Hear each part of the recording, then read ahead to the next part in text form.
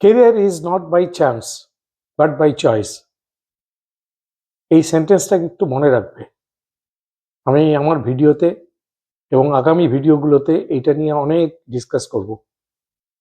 আজকে আমি ছোট করে ডিসকাস করি কেরিয়ার কাউন্সিলিং গুরুত্বপূর্ণ কেন আজকের দিনে, বিশেষ করে কারণ আমাদের বুঝতে হবে যে প্রত্যেক হিউম্যান বিইং তাদের strength, weakness, ability, personality type, high interest, এগুলো সব আলাদা।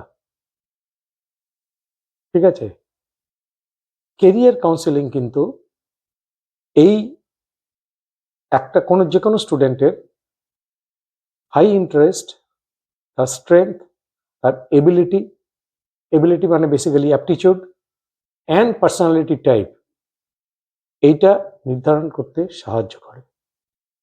কি হয়, যখন একটা বাচ্চা বড় হয়, স্পেশালি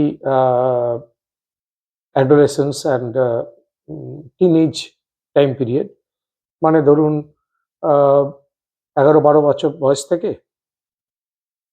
15-16 বছর বয়স অবধি, এই টাইমটাতে তাদের মধ্যে শারীরিক এবং মানসিক একটা পরিবর্তন আসে, সেটা আমরা সবাই জানি, দ্যাটস এ বায়োলজিক্যাল ফ্যাক্ট। কিন্তু এই সময় তাদের মধ্যে কিছু কিছু সাইকোলজিক্যাল চেঞ্জও আসতে থাকে।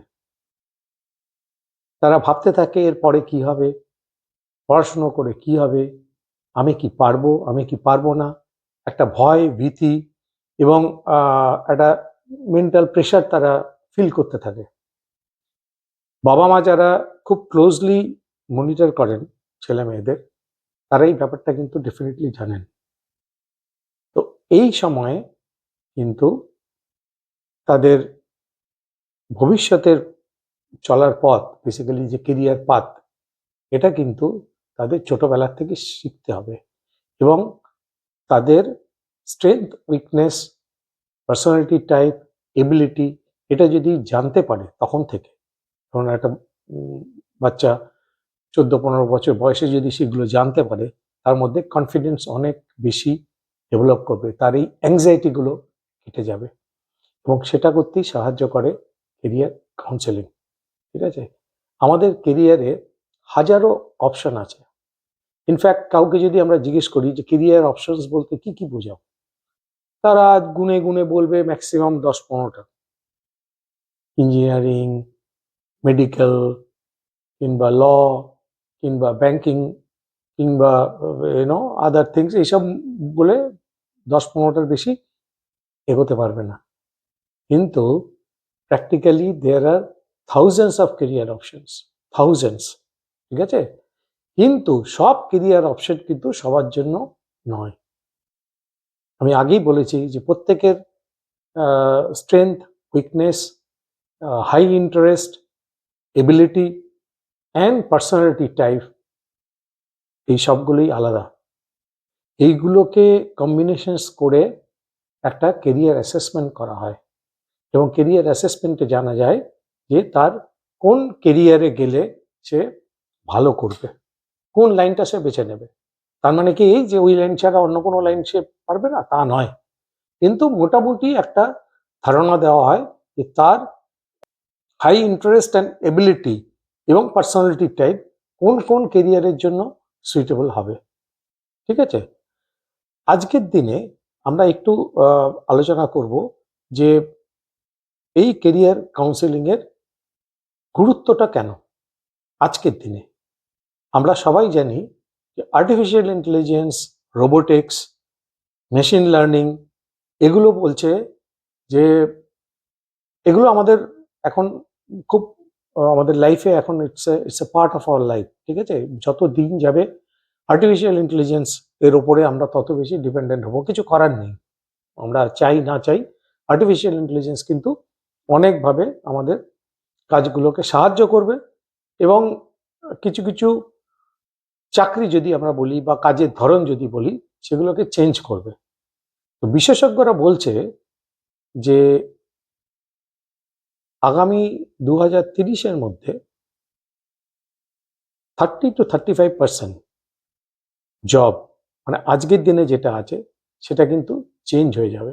তার মানে নতুন ধরনের স্কিল সেট মানুষের মধ্যে এক্সপেক্ট করে, ঠিক আছে?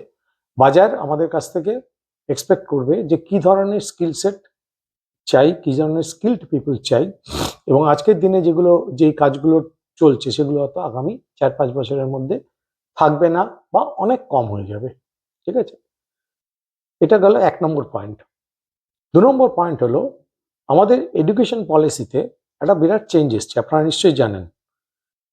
এনইপি 2020, তার মানে national education policy 2020 already launch হয়ে গেছে এবং টার্গেট হচ্ছে বাই 2030, 2030-এর মধ্যে এগুলোকে সারা ভারতবর্ষে এটা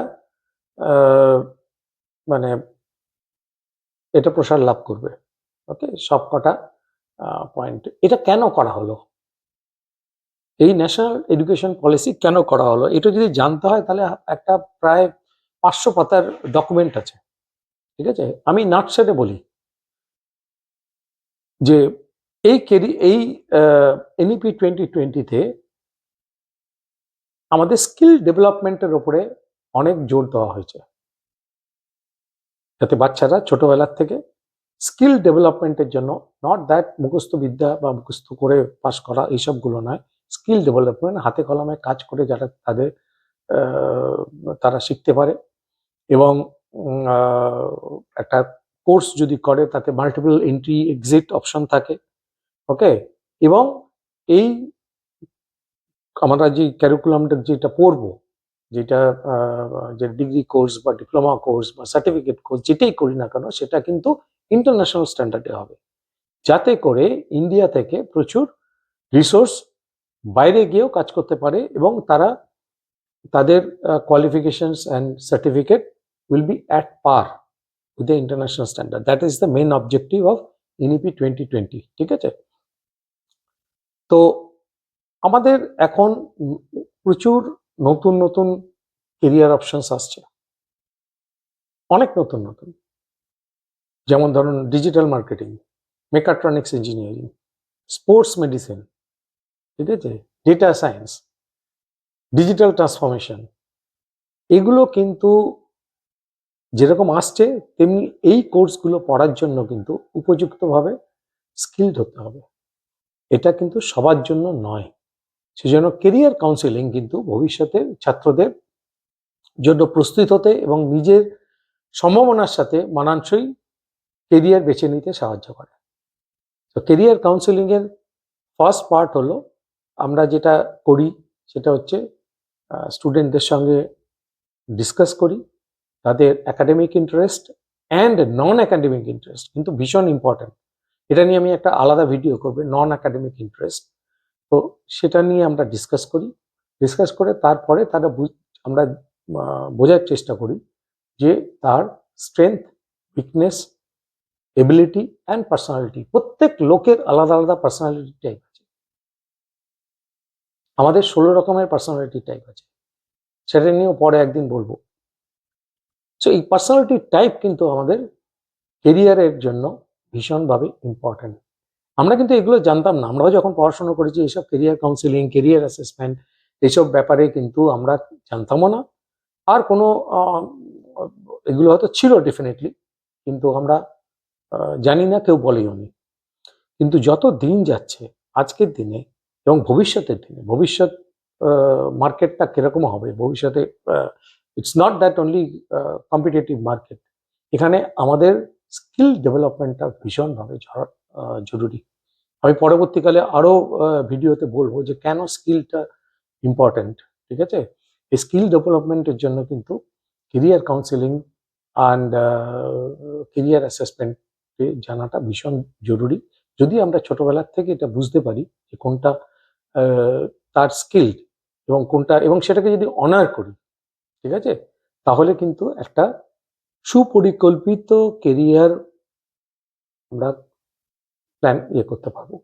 মানে বেসিক্যালি ওয়েল প্ল্যান কেরিয়ার আমরা ডিজাইন করতে পারবো। কেরিয়ার কিন্তু কেউ বলে বা কপি পেস্ট করে হয় না, কেরিয়ার কিন্তু নিজেকেই ডিজাইন করতে হবে। নিজের ইন্টারেস্ট, নিজের এবিলিটি অ্যান্ড পার্সোনালিটি, এই তিনটে ম্যাচ করা যাবে, খুব ইন্টারেস্ট থাকলেও কিন্তু এবিলিটি নেই, বা এবিলিটি আছে একদমই ইন্টারেস্ট নেই, সেটাও কিন্তু ঠিক হবে না। তো এই জন্য career counselling is very very important now it is. CBSE তো অলরেডি কেরিয়ার কাউন্সেলিং করাচ্ছে 10th স্ট্যান্ডার্ডে, এবং তারা মোটামুটি একটা হোলিস্টিক আইডিয়া দিয়ে দেয় যে স্টুডেন্টদের তার কোনটা স্ট্রেংথ, কোনটা উইকনেস, এবং কিভাবে কোন লাইনে গেলে সে ভালো করবে, এই একটু মানে standard, but not in a very in depth study, but overall একটা আইডিয়া দিয়ে দেয়। কিন্তু অন্য ক্যারিকুলামগুলোতে আমি জানি না দিচ্ছে কিনা, বোর্ড এবং স্টেট বোর্ডে হচ্ছে কিনা, বাট যদি না হয় নিজের থেকে এই কেরিয়ার কাউন্সেলিংটা করাটা ভীষণ জরুরি। আমি আবার বলছি, career is not by choice, but by career is not by chance, career is by choice. Okay, কাউকে কপি করে নিজের কেরিয়ার পেস্ট করাটা একদম বোকামো হবে, it will B A suicidal case. সেই জন্য কেরিয়ার কাউন্সেলিং এর ইম্পর্টেন্সটা এখানে।